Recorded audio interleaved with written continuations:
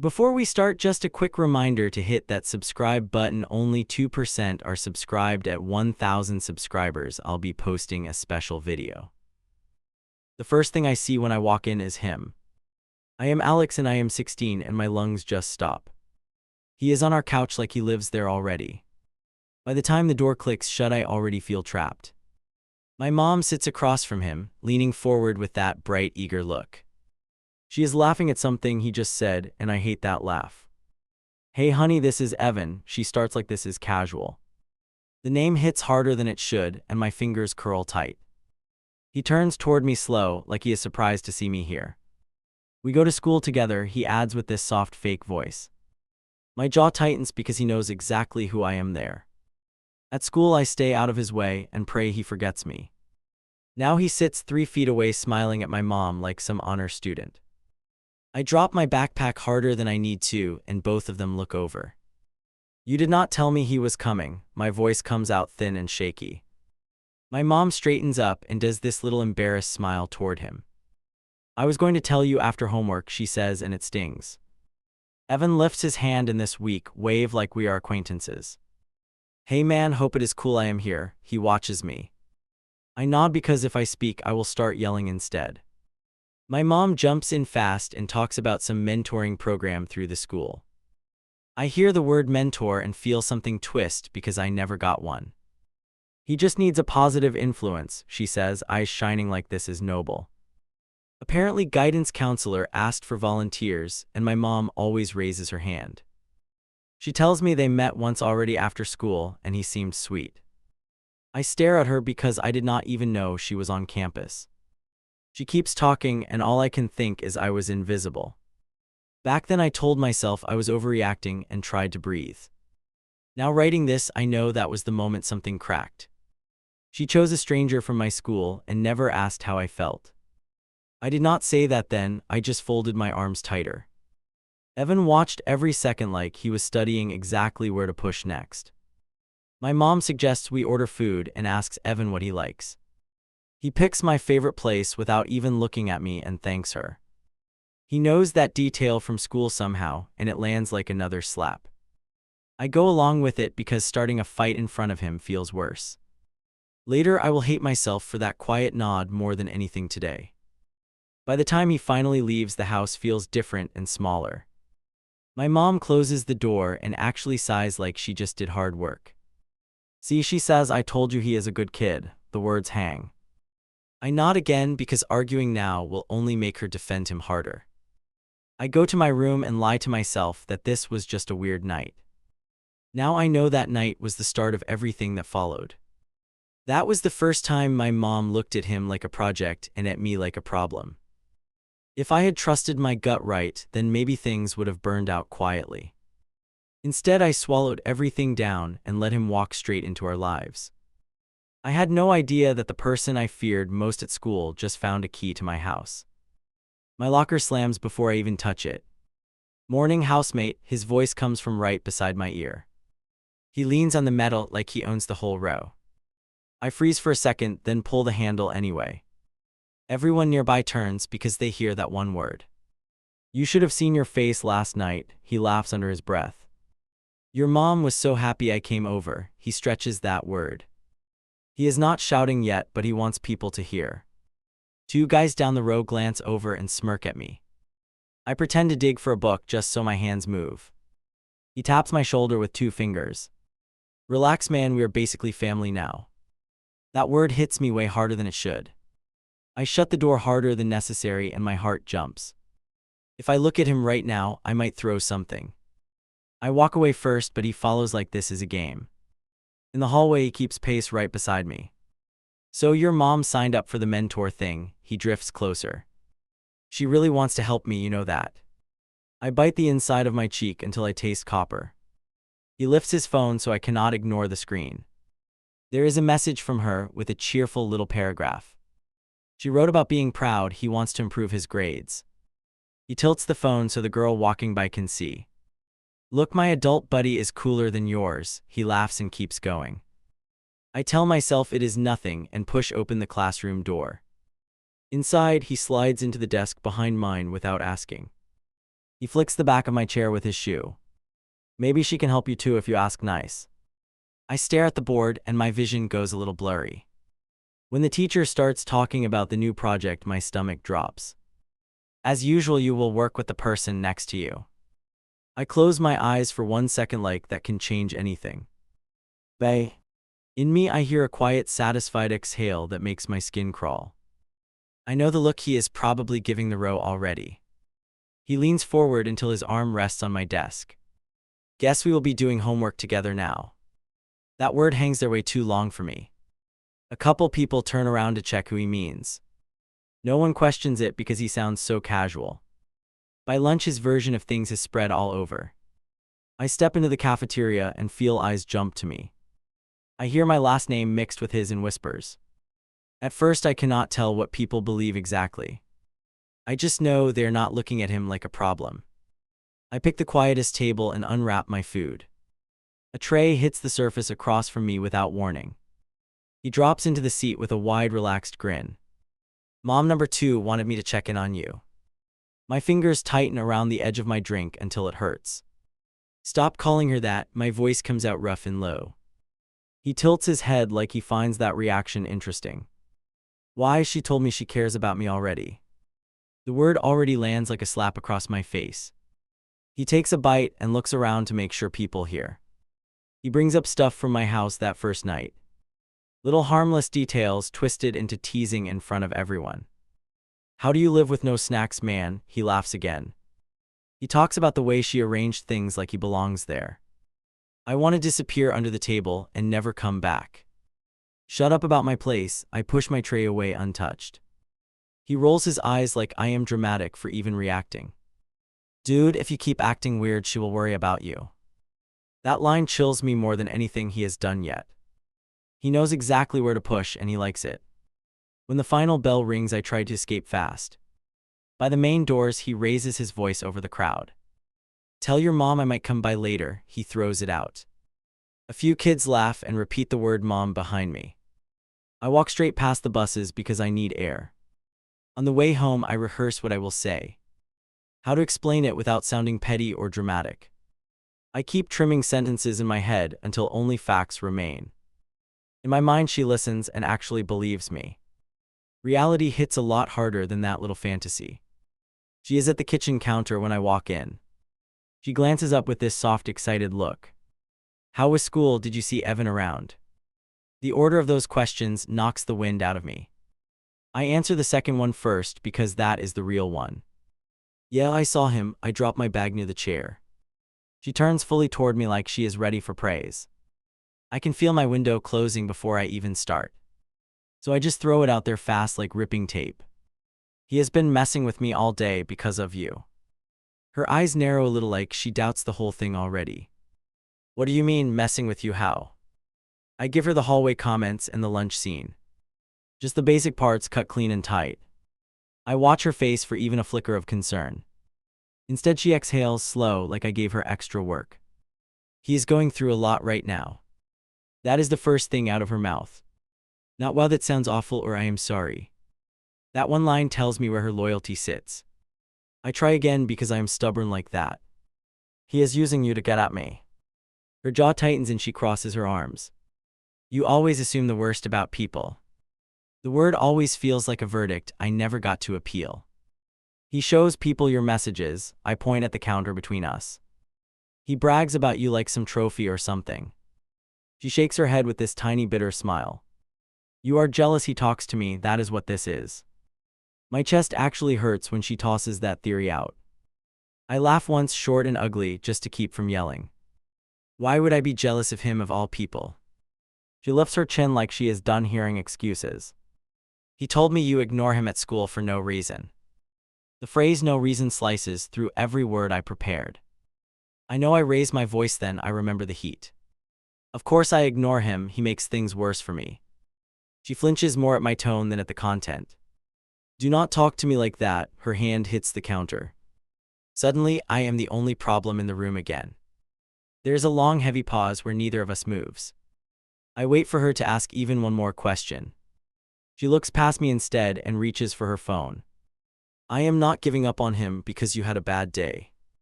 That sentence ends whatever hope I had left for this talk. I back away first because staying there feels pointless. On the way to my room, I hear her start a message. Her voice turns soft again when she says his name. I shut my door before I can hear the rest. In that moment, I realize I will need proof next time.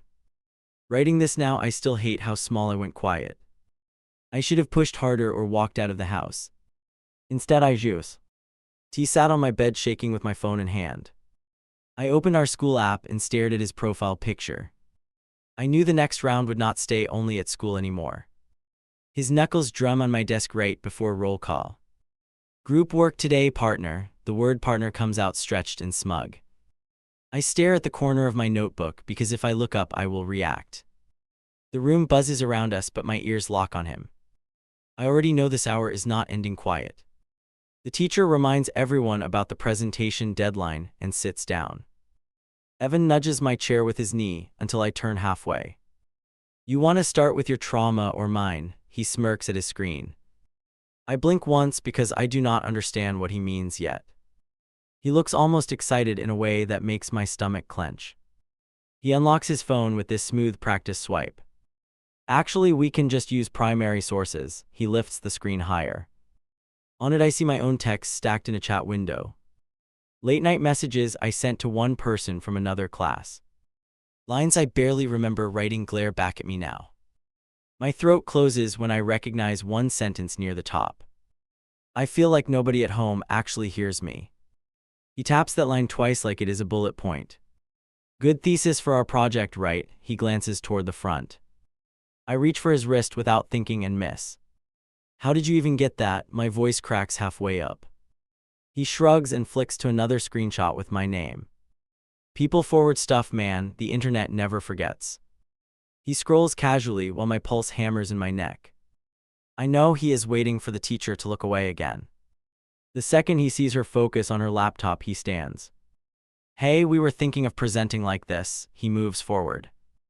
My body reacts too slow. I watch him cross the aisle. He places his phone on the front table, screen up. My words from that chat sit there in bright, neat bubbles.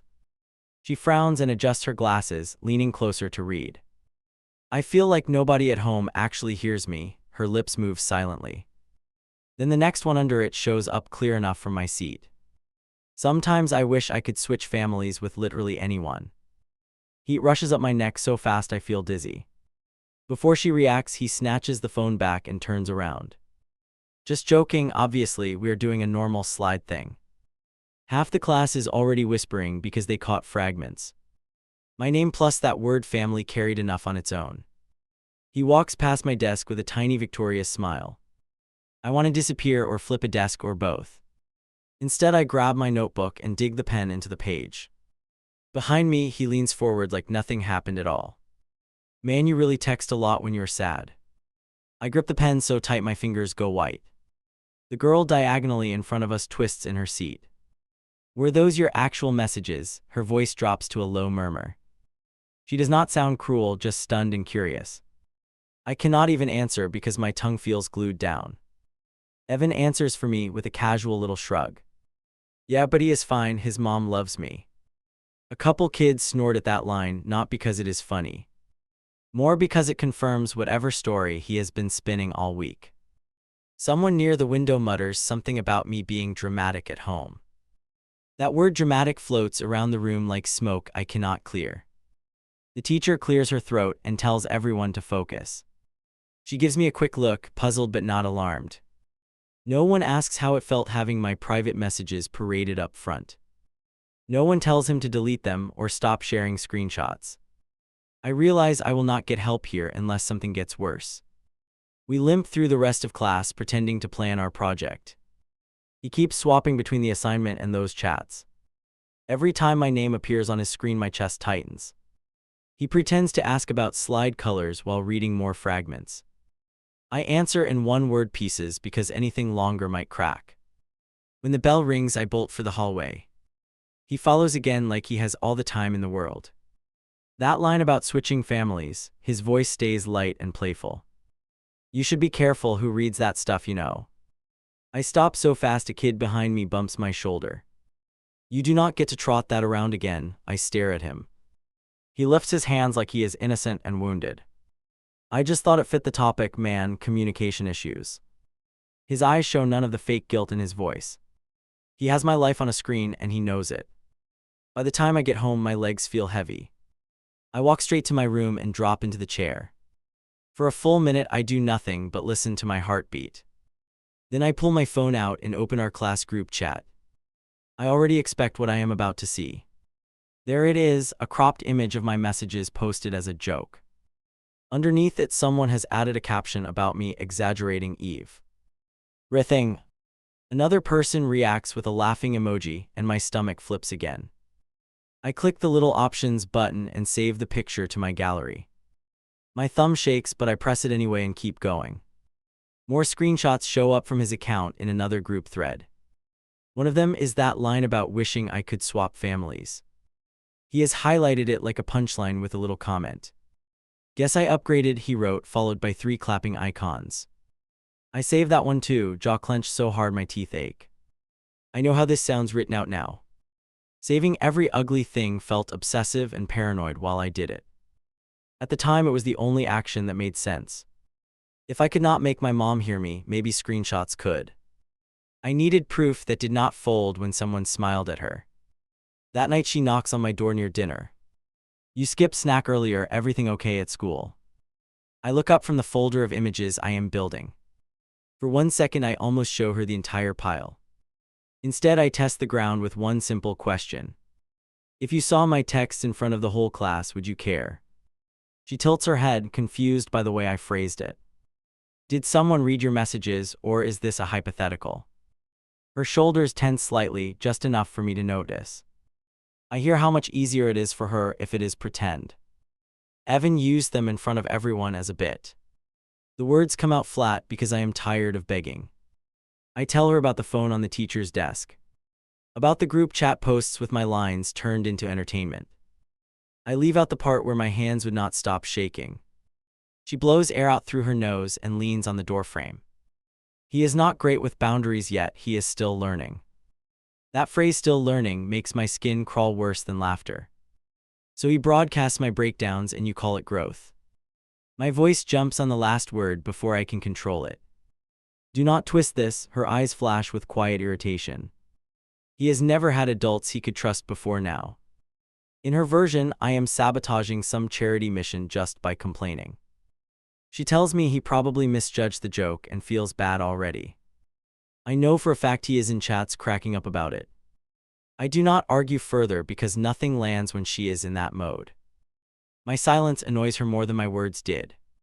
Well, if you stop treating him like an enemy, this might calm down. That line hits harder than anything Evan posted all day.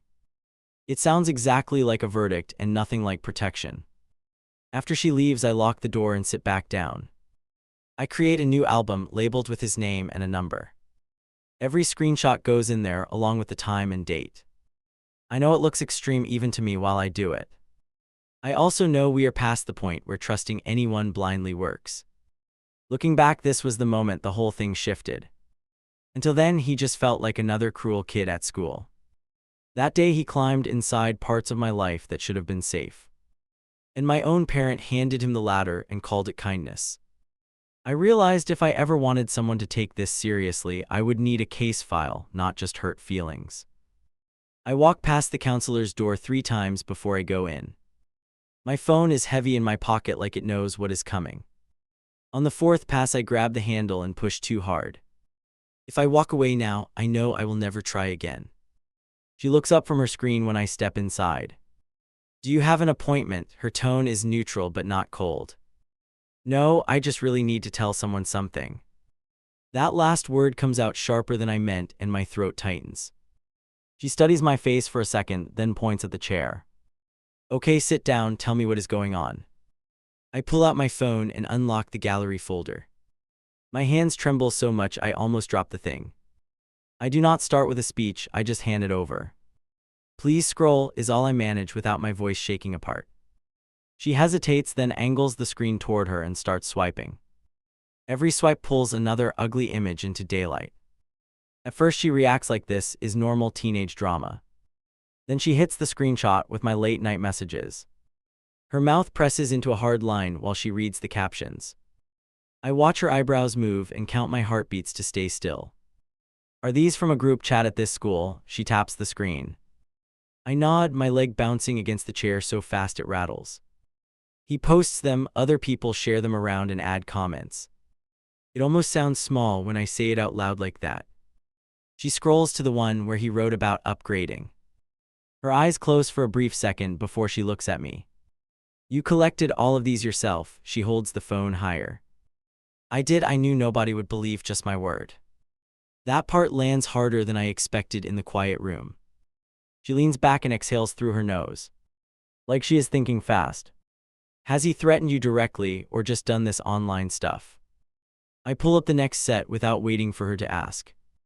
There are messages about waiting for me after class. Comments about knowing what time I leave the house. Jokes about free therapy at my place and how to use it. I had tried to shrug those off then, they feel different now. Her expression changes from concerned to something more solid.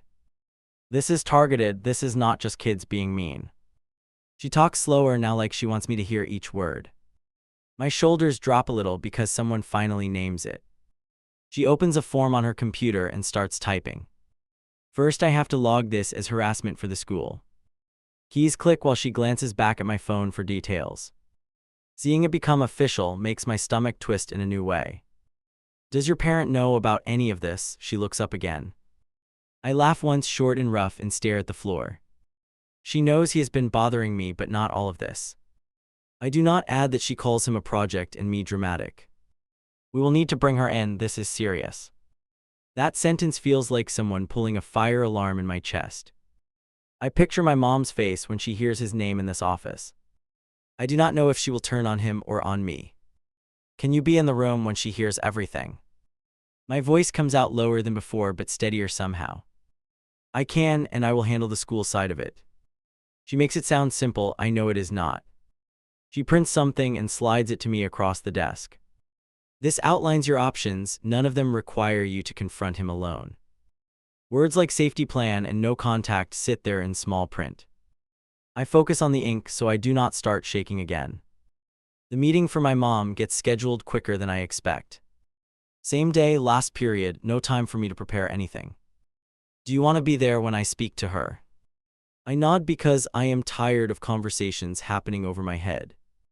Sitting outside the office later, I hear her footsteps first. She walks in with that brisk, purposeful energy she uses at work. When she spots me in the chair, she looks instantly worried. My chest squeezes because part of me still wants comfort from her. Is everything okay? Why did the school call me in?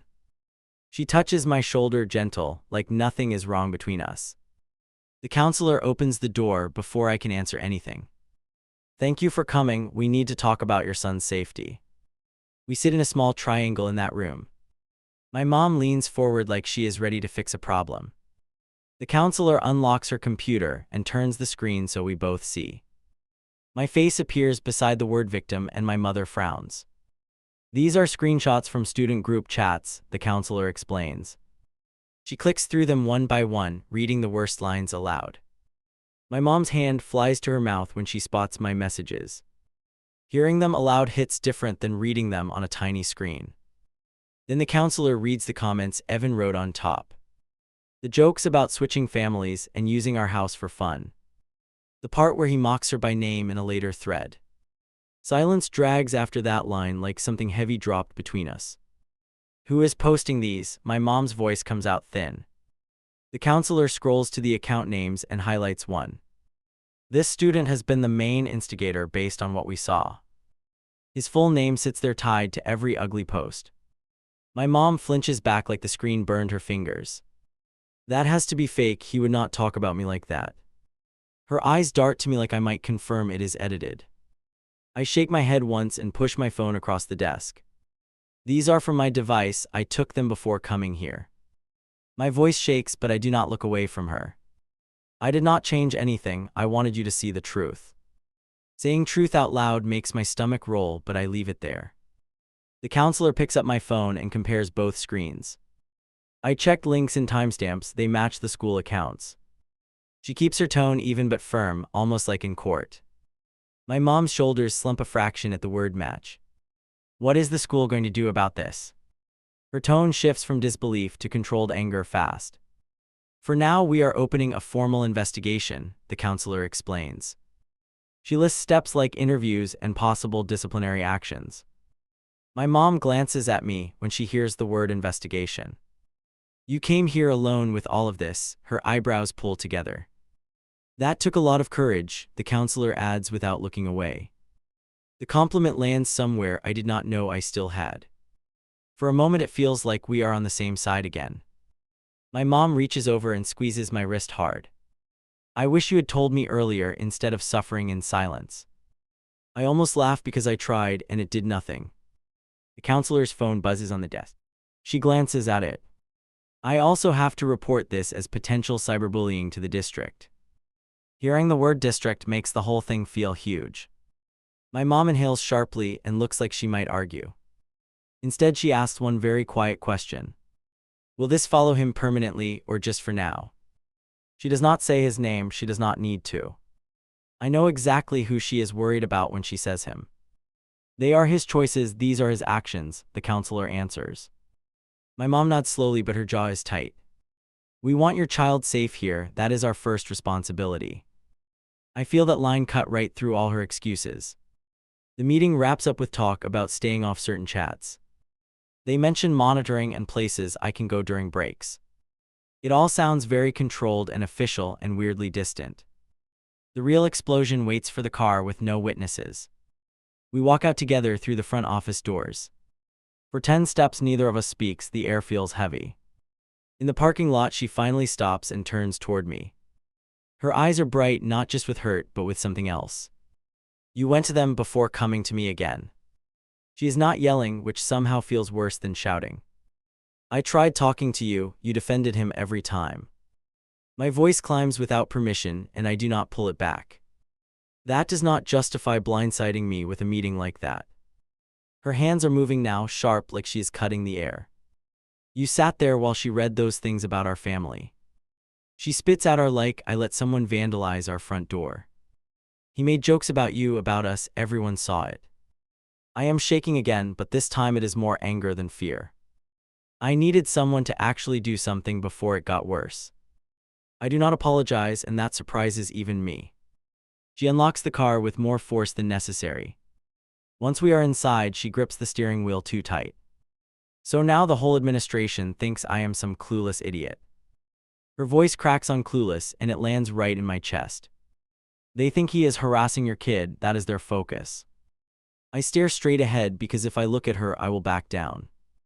You made me look like I cannot handle my own home. She slams her palm once against the wheel for emphasis. In that moment, I realize she feels exposed more than betrayed. Her project got dragged into fluorescent light and labeled dangerous. I am part of the collateral damage in her mind, not the main victim. That thought settles in and makes everything colder. You care more about your reputation than what he did to me. The words come out before I can soften them. She turns to glare at me, eyes wide like I crossed a line. You have no idea what that boy is dealing with. I bark out a short, bitter laugh that sounds nothing like me. Yeah, and you have no idea what I am dealing with. We stare each other down in the parked car while engines hum around us. For a second I half expect her to tell me to get out. Instead she takes a slow breath and looks back at the road. I am still meeting with him this weekend, that part stays. My stomach lurches so hard I almost reach for the door handle. So the school made it official, but she is not ready to let go. Driving home, I count every red light like a countdown. By the time we reach our street, I have made a quiet decision. If she wants to keep him in her life, fine, that is her choice. I will just build my own record of everything he does next. Looking back, that day was the split for me. Before it, I kept hoping something would click and she would switch sides. After it, I understood we were standing on different floors entirely. I was done trying to convince her with just words. The next move would not be a conversation, it would be a report. Her phone hits the table harder than usual. He canceled, her thumb hovers over the screen like it might change. He wrote he is busy today and we will reschedule. She laughs once, thin and nervous, like she does not buy it either. I watch her reopen the same message 3 times. He has a lot going on, I am sure something came up. She says it more to herself than to me. I keep my mouth shut because anything I say will sound like gloating. 10 minutes later, she texts him again anyway. Just checking and hope you're okay. I read it upside down and feel my stomach twist. I know exactly how that kind of message looks on a screenshot. He does not answer that one either. She keeps the phone nearby while she cleans the counters. Every buzz from some random app makes her jump. Each time it is not him, her shoulders sag a little lower. By late evening, she tries to make a joke out of it. Teens are flaky, right? They get nervous when adults care. She smiles tight and forced and changes the subject too fast. I pretend I believe her because I do not have proof yet. The proof hits me the next morning before first period. TW. Oh, guys at the end of the hall burst out laughing. Free meals and emotional support, who would say no? I catch my last name mixed in with the word mentor. I walk past them and one nudges his friend. Ask him if reservations are required with mommy. The way he says mommy makes my skin prickle. I do not react, I just keep moving and feel my jaw lock. In homeroom, a girl I barely know waves her phone. Is this your mom? Her eyebrows are up near her hairline. On the screen, there is a cropped picture of a text. The contact name is blurred, but the words are hers. Hey, just checking on you, I'm here if you need to talk. Underneath, someone added, bro got a sponsor with main character syndrome. A string of laughing reactions runs down the side of the chat. My chest tightens so hard I actually have to sit. Where did you get that? My voice comes out too sharp. She pulls the phone back like she touched something hot. It is in Evan's private story, people screenshot everything. Hearing his name in that sentence makes my teeth grind. Second period, another kid tosses a comment from across the aisle. Tell your life coach I am accepting new clients too. The surrounding desks crack up without even hiding it. I stare at my notebook and feel anger mix with something like pity. By lunch, the jokes have evolved into full bits. Someone plays an audio clip of him mocking her greeting. He does a high, shaky voice, "Hi sweetie, how are you feeling today?" The table roars while I stand there holding my tray. I do not even remember setting the tray down. I just grip the edge and wait for the noise to fade. Man, she texts him novels, one of them snorts. Like lady, you're not his mom, take a breath. That line knocks something sideways in my head. He is embarrassed by attention he fought to get. I swallow hard because my next move could blow everything up. Someone from the end of the table catches my expression. Dude, you okay? You look like you might pass out. He glances at the door and then back at me. This is messed up even if she is clingy. He unlocks his phone and angles it closer. The chat thread is worse than what I heard out loud. Evan wrote, mentor lady is obsessed, keeps blowing up my phone. Another message from him pops up right under that. Told her I would come by, free dinner and therapy, why not? The next screenshot in the thread is from our hall. A blurred shot of my mom near the front office. Caption, she really dressed up just to talk about my feelings. Everyone in the replies piles on about desperate older women. Send me those, all of them, my voice shakes but steady enough. The kid hesitates, eyeing me like he wants no part of this. It is not personal, we just thought it was wild. I do not bother arguing, I just hold out my phone. He airdrops the images and I watch each thumbnail land. Every new square feels like another nail in something. I am not trying to start drama, he mutters while packing up. Too late, I think, the drama already lives in my house. I skip the rest of lunch and head for the bathroom. In the stall, I open the new album and start sorting.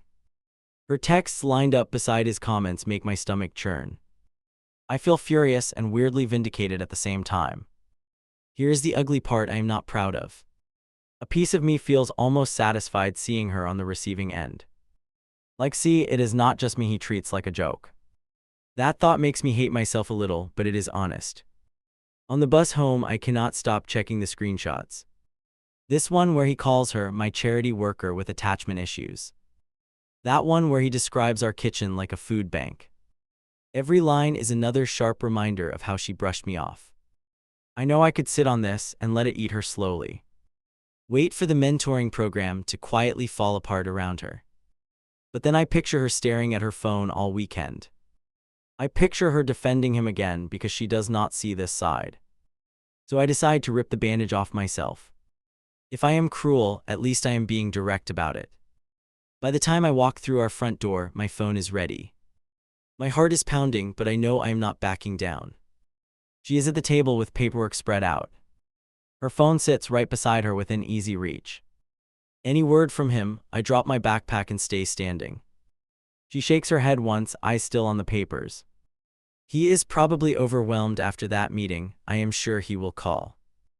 Her voice wobbles on the word sure, just enough for me to catch. Yeah, I say, he's been very busy online though. That gets her attention faster than any argument I tried before. She looks up, eyes narrow, like she expects another attack. What do you mean by that? Her hands go still on the table. I unlock my phone and walk over without answering. Just read this, please, and then decide what you think. I set the phone down where her paperwork was. For a second she does not touch it like it might sting. Then she pulls it closer and taps the screen with her thumb. The first image fills the space between us. Her face goes tight when she spots her own text. I watch recognition hit, then the caption under it.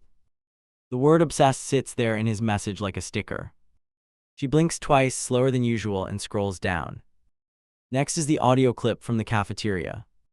She presses play and hears his impersonation of her greeting. Even through the tiny speaker it is nasty and mocking. She stops it halfway and her mouth hangs open. I never spoke to him like that. Her voice drops to almost nothing. He recorded me somehow, then twisted it for his friends. Her thumb trembles as she drags to the next screenshot. This time it is the one with her near the office. The caption about dressing up slams into her in real time. Her eyes flick to the shirt she is wearing now. I see the exact moment she realizes he noticed every detail to mock. She exhales hard, almost like she got punched in the gut.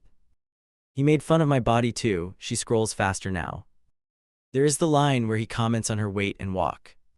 One of his friends added a reaction about trying too hard for a kid. She closes her eyes for a second and presses her lips together. She could deny it here, claim it as edited or fake. I almost expect her to spin some story about stolen accounts. Instead, she just whispers, he forwarded my messages to people. Hearing her say it out loud hits me weirdly deep. I told you he was using you, I say, softer than I planned. She jerks a little like the reminder burns. I thought he needed structure, that if someone cared he would change. Her fingers tighten around the phone until her knuckles blanch. There it is, the crack I had waited for. Not a full collapse, not some dramatic apology yet. Just this stunned, wounded silence where her certainty used to sit. For once she does not rush to defend him or herself. I asked him if he wanted dinner tonight. Her eyes stay on the screen, not on me. He left me on read and then posted this garbage. Her voice shakes on that last word like it barely holds. I do not pretend I am gentle after everything. Yeah, welcome to how he treats people who care. It comes out sharper than I meant, and I feel it immediately. She flinches and I almost pull the words back. Still, she does not turn it on me this time. She does not accuse me of setting him up or exaggerating. She just sets the phone down and stares at the table. I really misjudged him, she says slowly, like it hurts to admit. Hearing that should feel like victory, right? Instead, it tastes a little bitter because of how long it took. Because I had to let her break a little just to prove I was right. Because part of me still wanted her to choose me before evidence. She pushes the phone back toward me with careful fingers. Send these to the counselor too, she says, voice hoarse and quiet. I do not want him near this house again, not as my mentee. The word mentee sounds ridiculous now, like a bad punchline. I nod and take the phone, my hand steadier than hers. Okay, but this time you back me up when they ask. I look straight at her and do not drop my gaze. If she lies now, that is it for us.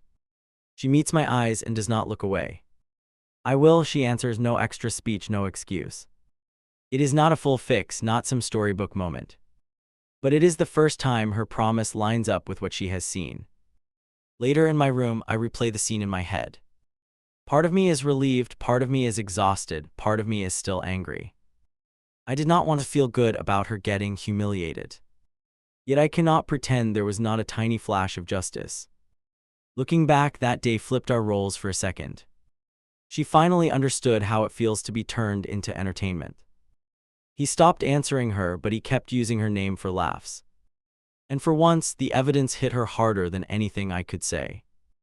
The next step would not be about waking her up, it would be about shutting him down. My name comes over the intercom during third period. Report to the counselor's office. Every head nearby turns toward me. Evan glances up from his desk with a quick twitch of surprise. For once he looks nervous instead of smug. In the hallway, my legs feel weirdly light. I know this is about him, about all of it. I also know I asked for this, so I keep walking. My phone is in my pocket, but I do not touch it. The counselor waits with a printed packet on her desk. There is another adult beside her from the administration. Sit down, she says, calmer than I feel inside. This is about the investigation we opened last week. She starts with the official parts. School policy numbers, online conduct rules, social media guidelines. Then she sets the packet down and looks straight at me. We confirm that the posts and messages came from Hi's account. My lungs finally release some air. So I was not crazy, not oversensitive, not inventing an enemy. She keeps going before I can react out loud. He is being removed from the mentoring program immediately. That one line hits harder than the rest. Not because I want revenge, but because of who picked him. He will also lose device privileges on campus for now. The administrator adds that part in a flat, even voice. They mention suspension, maybe more, depending on the district. Cyber harassment is taken seriously, the counselor says. I nod, but my brain feels half a step behind. I never thought I would hear that phrase connected to me. Then she leans back and folds her hands. We wanted to tell you this before we speak with your parent. My stomach flips because of that word, parent. Is she available to come in today? She is in the parking lot, I answer. She insisted on driving me after everything blew up. I can ask her to come inside now. The counselor gives me a small nod that feels like trust. Out in the lobby, my mom stands near the door. She looks like she has been pacing in a tight little line. When she sees my face, she studies it like a test. Is something wrong? Do we have another meeting? Yeah, I say, they want you back in there. She tosses her bag strap over her shoulder. Okay, let's get this over with. Her voice sounds tired. I cannot tell yet if that is good or bad. We sit in that triangle again, same chairs as before. This time my mom does not look eager to fix anything. Her hands rest on her knees, fingers pressed together. The paper packet sits between us like evidence on a table. The administrator starts talking first. Thank you for coming back on short notice. He explains the outcome in crisp, careful phrases. Based on what we found, we have disciplined the other student. My mom's jaw tightens when she hears disciplined. You can almost see her weighing every word in her head.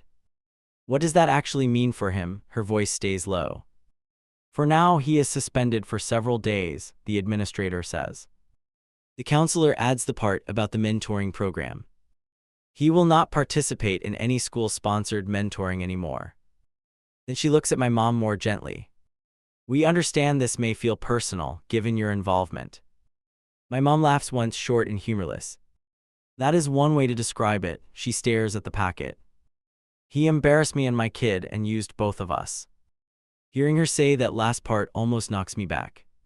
She turns to me, eyes strangely clear. I am sorry I did not believe you sooner.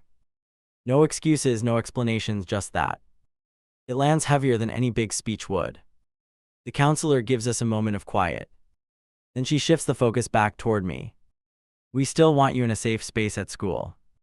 She starts listing options that are actually about my comfort. I get permission to switch seats in classes we share.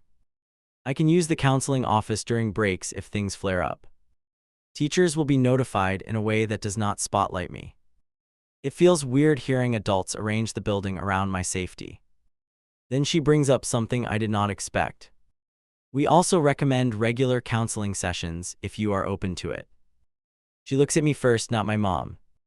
I would like that, I answer before I overthink it. My mom nods almost immediately. Set it up, we will figure out the schedule. Her voice is rough, but there is no hesitation. That tiny lack of resistance means more than anything today. When the meeting ends, we walk out together. The hallway feels quieter than usual as we move. For once, Evan is not there lounging against a locker. His absence hangs in the air like proof. In the car, she lets the engine idle.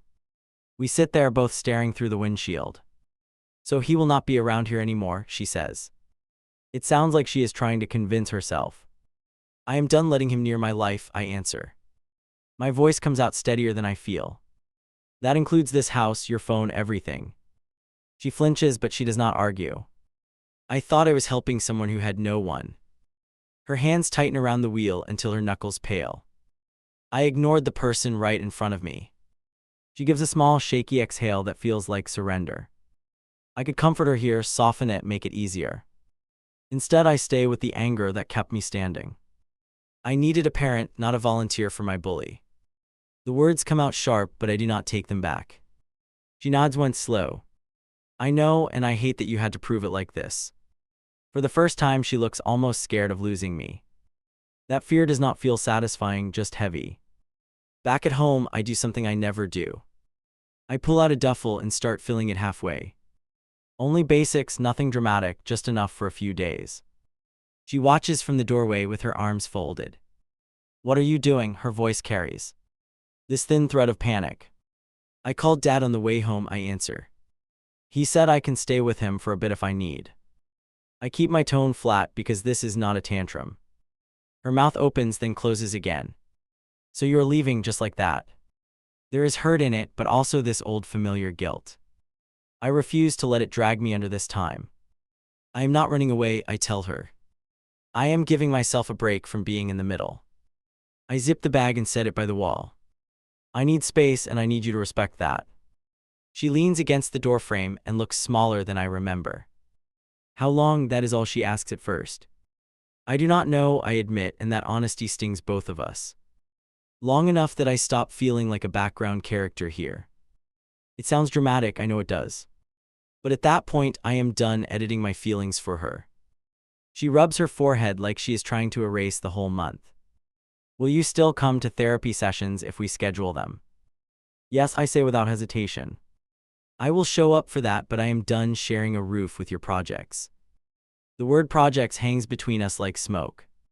She winces because she recognizes herself in it. I do not want any more projects, she answers quietly. I just want my kid to trust me again. That line hits something soft I have been guarding hard. Trust feels far away, but not impossible for the first time. We stand there in that cramped doorway for a long moment. Neither of us knows how to step toward the other yet. Finally, she clears her throat and straightens up. I will text your dad and coordinate, okay? Okay, it is a small word, but it feels like a truce. Not peace, not forgiveness, just a temporary ceasefire. I move the bag closer to the front of the room. It looks out of place, but also completely right. That night I lie awake and scroll through my photos. At the top sits the album with every ugly message. For a second, my finger hovers over the delete button. I move it away and lock the screen instead. Keeping them is not about revenge anymore. It is a reminder of where my boundaries are now. A record of the day I stopped begging to be believed. And started acting like my safety was my job too. In the morning, my dad pulls up outside. I carry the bag out while my mom stands on the steps. We exchange a short, awkward hug that still matters. She whispers, "Call me," and I nod once. I climb into the passenger seat and close the door. Through the window, I see her watching us drive away. Her face is a mix of regret and something like determination. I do not know if she will actually change, not yet. What I do know is this. I am heading somewhere I chose on purpose, not just endured. Evan is out of our house and off her phone. And for the first time in a long time, I am not the one chasing their attention. They can figure out how to reach me now. I am done proving I exist.